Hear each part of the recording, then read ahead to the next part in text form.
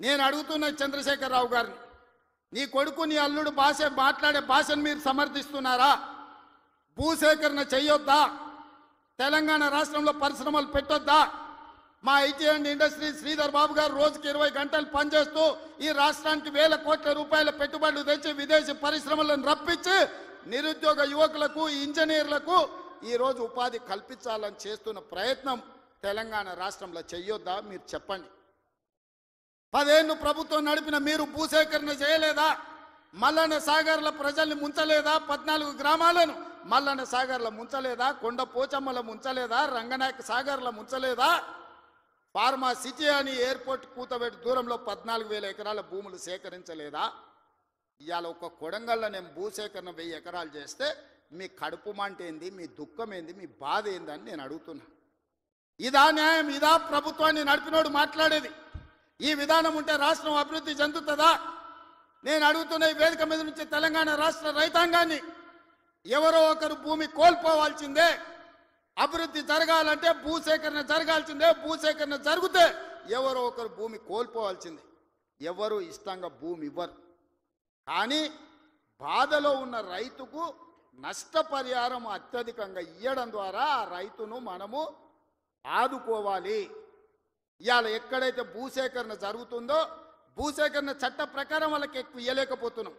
నేను chief secretary కలెక్టర్లకు ఆదేశాలు ఇచ్చిన, ఆ ప్రాంతాలలో భూముల విలువ 3 అంతలు పెంచండి.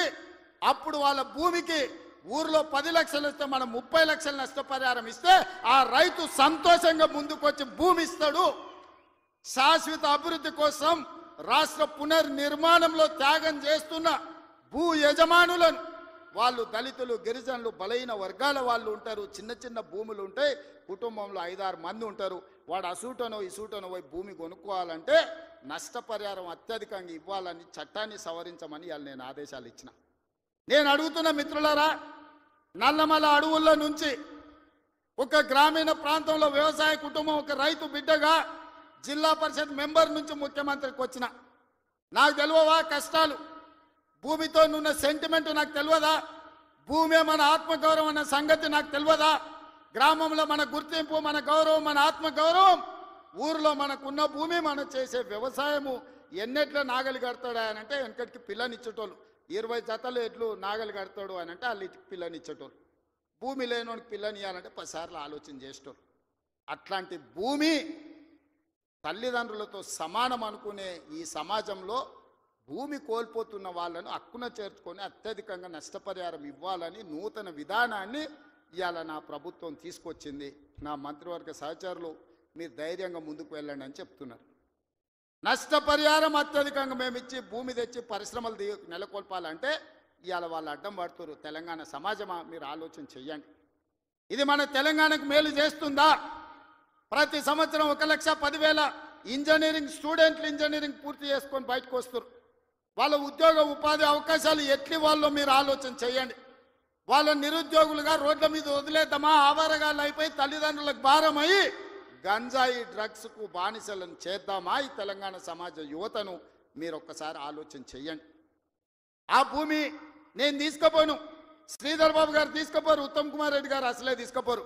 భూమి ఏమన్నా సాపలాక్క చుట్టి సంకలు పెట్టి తీసుకుపోయేదానే? మేమేం చేసుకుంటామే? తిరిగి పరిశ్రమలు పెట్టి పరిశ్రమలలో ఉద్యోగాలు ఇవ్వాలన్నదే కదా మా ఆలోచన.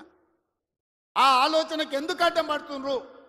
10 ఏళ్ళు మేము సరైన నష్టపరిహారం ఇవ్వండి, భూసేకరణ చేయండి అని మేము సహకరించిన ప్రతిపక్షంలో ఉండి, నీకు ఆ కనీస పరిజ్ఞానం కానీ జ్ఞానం కానీ ఎందుకు లేదు చంద్రశేఖరరావు గారు అని నేను అడుగుతున్నా. ఉద్యమకారునంటో 80,000 పుస్తకాలు చదివినోడినంటో అపర మేధావినంటో ప్రపంచంలో నీ అంత మేధావి లేడు, పోటీ పెడితే 1 నుంచి 100 వరకు నీకే ర్యాంక్ వస్తుంది అంటో. ఇంత చిన్న లాజిక్ మిస్ అయినవా చంద్రశేఖరరావు? భూమి సేకరించకుండా పరిశ్రమలు నెలకొల్పలేమని నా నియోజకవర్గం మీద ఎందుకు కక్ష కట్టినవని నేను అడుగుతున్నా. నేనేమో 1,00,000 ఎకరాలు సేకరించలే, 4 గ్రామాలలో కలిసి 1,100 ఎకరాలు నేను భూమి తీసుకుందామన్నది. ఇదో ప్రపంచ సమస్య అయింది. ఇంకా నేను ఢిల్లీ అయిపోయింది, ఇప్పుడు చంద్రమండలం పోతాడంట ఆయన. చంద్రమండలం పోయి ఆడ కూడా ఫిర్యాదు చేస్తాడంట. నువ్వు ఆడ తిరిగొచ్చినా కుట్ర చేసినందుకు మాత్రం ఊసలు లెక్క పెడతావు కేటీఆర్, నువ్వు అది గుర్తు పెట్టుకో. చూస్తూనే ఎంత గుర్తుపోయి ఎగరని అని. ఉయ్యాల ఎంత ఊగినా అక్కడనే వచ్చి ఆగాలి, తెలుసు కదా. ఉర్రిగా అటుకోవచ్చు ఉర్రికి ఇటుకోవచ్చు. ఉయ్యాలాగాల్సి వచ్చినాడు మధ్యలోనే ఆగుతుంది. యాడ్ కురుకుతాడు, ఎంత దూరం ఉరుకుతాడు. ఉరకని అని చూస్తున్నా, ఉరుకులాట ఏందో చూద్దాం కేటీఆర్ దాని. అందుకే మిత్రులారా, ఈ తెలంగాణ రాష్ట్రాన్ని అభివృద్ధి చేసుకుందాం. రాజన్న సిరిసిల్ల అభివృద్ధి కోసం నిధులు ఇచ్చినాం. ఇవాళ మీ ప్రాంత అభివృద్ధి మా బాధ్యత. 10 సంవత్సరాలలో ఈ తెలంగాణను ఒక గొప్ప అద్భుతమైన అభివృద్ధి చెందిన రాష్ట్రంగా తీర్చిదిద్దుకుందాం. తెలంగాణ రైజింగ్. ఈ దేశంలోని ఏ రాష్ట్రమైనా తెలంగాణను చూసి కాపీ కొట్టాల్సిందే, తెలంగాణ రాష్ట్రాన్ని చూడడానికి రావాల్సిందే. ఆ విధంగా మనం అభివృద్ధి చేసుకుంటూ ముందుకు వెళ్దాం.